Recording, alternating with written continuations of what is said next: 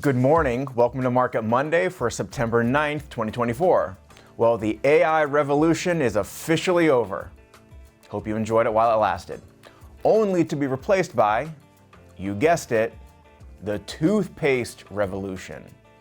Here's a look at Colgate-Palmolive stock from before COVID to now. And they said it was just tech stocks driving the market higher. All right, now that we're in September, we get to talk about how September is typically the worst month of the year in the stock market. First, here's what the average September looks like since 1950. Up a bit, flattish, then just after mid-month is when the declines start. Again, this is the average. No guarantee it has to happen this way. Here's another look. These are the average daily returns in the S&P 500 stock market. Again, since 1950. Here we are, right about here, and here's where that decline we just looked at typically starts, down here. And in fact, those 2 weeks are the worst 2 weeks on the calendar since 1950.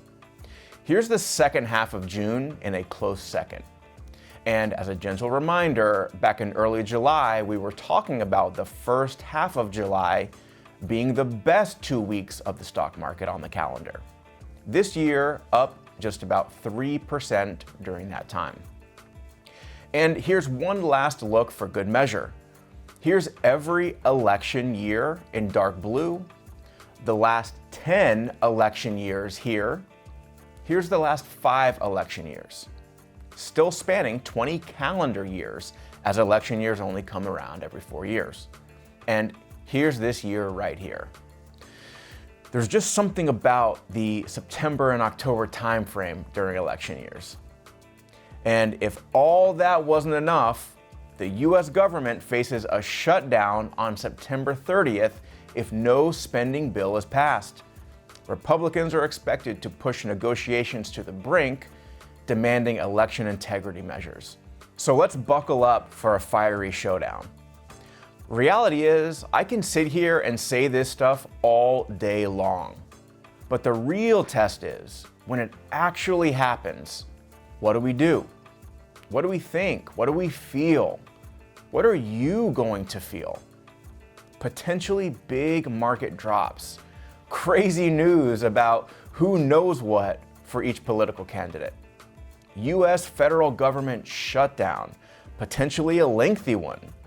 Federal Reserve lowering rates and how that's a sign of recession. Red banners, alerts, scary headlines in capital letters. It's coming.